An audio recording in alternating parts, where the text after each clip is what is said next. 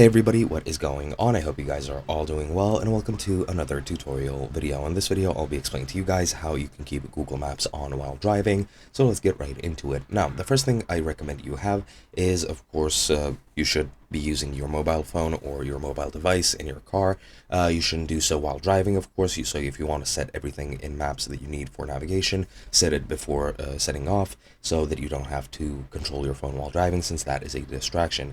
You should have one of those tools or gadgets, I guess you could call it, which stick onto your windshield, and then you can put your phone there, and that will keep your phone in place while using Google Maps. Now, to keep it on, it pretty much keeps itself on once you actually start navigation. So going into directions isn't enough, you need to actually start navigation, and that can add a voice feedback or not.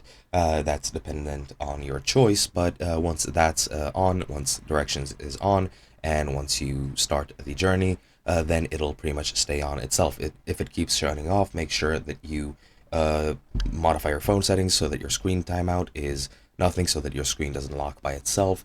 And that is pretty much it. You should also put Google Maps to show over everything else, so it should be the top priority. Nothing else should cover it while you're driving and using it, so that you can actually navigate well. And yeah, that is pretty much all there is to it. There's really nothing else I would like to add. Hope you guys enjoyed, and I'll be seeing you guys in another video.